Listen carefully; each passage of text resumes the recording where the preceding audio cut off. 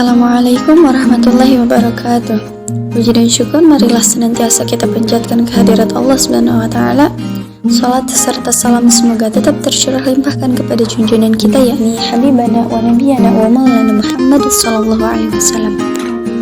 Pada kesempatan kali ini, kami kelompok pertama akan menyampaikan materi tentang Al-Mafhum dan Masodak, yang mana penyampaian materi kali ini akan disampaikan oleh Siti Mulyani sebagai pemateri pertama, Mita Aulia sebagai pemateri kedua, Ahmad Syihab sebagai pemateri ketiga, Zulfa Yazid sebagai pemateri keempat, Sif Ulfah sebagai pemateri kelima, Aimaya sebagai pemateri keenam, Fiani Azura sebagai pemateri ketujuh, dan Muhammad Rifki sebagai pemateri kedelapan. Untuk itu, pemaparan materi akan kami persembahkan dan selamat menyaksikan. Lafaz kulli adalah lafaz yang mencakup segalanya atau semua. Lafaz kulli ini mencakup dalam dua hal, yaitu yang menunjukkan yang pertama menunjuk pada pengertian, dan yang kedua adalah menunjuk pada yang dikenai pengertian. Mafhum artinya yaitu yang dipahami, yaitu petunjuk suatu lafaz yang dipahami dari sifat-sifat atau makna tersebut. Sedangkan masodak yaitu yang dibenarkan, yaitu petunjuk suatu lafaz yang dibenarkan atas lafaz kulli tersebut. Jadi, mafhum ialah pengertian yang ditunjukkan oleh suatu lafaz tidak dalam tempat pembicaraan.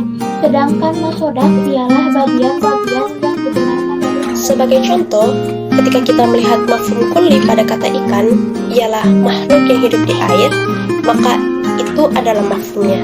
Sedangkan yang dimaksud ikan ialah ikan badut, maka itu adalah masodaknya. Akan tetapi, apabila kita tambahkan pada kata ikan tersebut kata sifat, yaitu laut, menjadi ikan laut, maka penambahan itu tidak akan sama lagi pengertiannya seperti kata ikan sebelumnya. Jadi jelaslah, apabila mafhum kullinya bertambah, maka masodaknya akan berkurang. Dan sebaliknya, apabila mafhum kullinya berkurang, maka masodaknya juga. Mafhum muwafaqah. Makna mafhum yang selaras dengan lafaz kulli dari sisi hukumnya.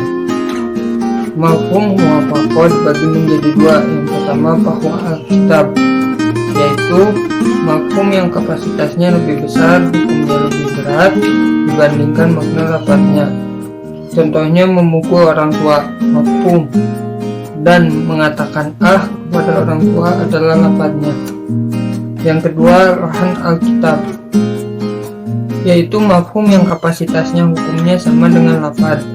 Contoh, membakar harta anak yatim, mafhum, dan memakan harta anak yatim, lafaz. Mafhum sifat, lafaz yang membatasi lafaz lain. Contohnya, barang siapa di antara kamu yang tidak cukup perbelanjaannya untuk menikahi wanita yang merdeka, suci, lagi beriman, maka boleh menikahi wanita yang beriman dari hamba-hamba sahaya yang kami miliki. Quran Surat An-Nisa ayat 25. Mafhum sifat dari boleh menikahi wanita hamba sahaya yang beriman adalah tidak boleh menikahi wanita hamba sahaya yang kafir. Baik, untuk selanjutnya yaitu pengertian dari mafhum gayah. Mafhum gayah adalah berlakunya hukum yang disebut sampai batas tertentu dan berlaku kebalikan hukum apabila hal tersebut terlampaui. Sebagaimana yang dijelaskan dalam surat Al-Baqarah ayat 187, yang artinya, dan makan minumlah hingga terang bagimu benang putih dari benang hitam yang disebut fajar. Kebolehan makan dan minum pada bulan Ramadan adalah sampai terbitnya fajar. Mafhum gayahnya adalah larangan makan dan minum apabila fajar telah. Assalamualaikum warahmatullahi wabarakatuh. Saya Fiani Azura akan menjelaskan tentang mafhum hasab. Mafhum hasab merupakan suatu hukum yang disertai pembatasan yang tidak melampaui batas sesuatu di luar batasan tersebut. Yang di luar batas artinya berlaku hukum kebalikannya. Riba itu hanya pada nasiah. Nasiah adalah pembayaran biaya di akhir dengan disertai biaya tambahan.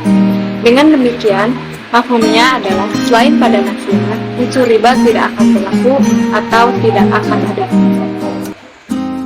yaitu mafhum dari nama yang menyatakan zat, baik nama sendiri seperti Amin, Abdullah, atau berbentuk nama jenis seperti emas, padi, dan lainnya. Menukar emas dengan emas, perak dengan perak, gur dengan gur, gandum dengan gandum, kurma dengan kurma, garam dengan garam, hendaklah yang serupa jenisnya, sama jumlahnya, suka sama suka. Al-Hadis. Dari segi lapan, keenam barang di atas apabila penukarannya sama dan atas suka sama suka dan jumlahnya maka jelas maka dianggap tidak riba. Bila penukaran barang itu tidak sejenis baik sifat dan jumlahnya maka jelas dihukumi riba. Mafhum lafaznya selain keenam jenis barang tersebut, hukum tidak riba meskipun dalam penukarannya terjadi perbedaan jumlah maupun sifat. Demikian penyampaian materi yang dapat kami sampaikan. Mohon maaf apabila terdapat banyak kekurangan. Semoga penyampaian materi kali ini dapat menambah wawasan kita, pengetahuan kita, dan rasa penasaran kita akan materi yang telah disampaikan tadi. Terima kasih atas perhatiannya. Sekian, wassalamualaikum warahmatullahi wabarakatuh.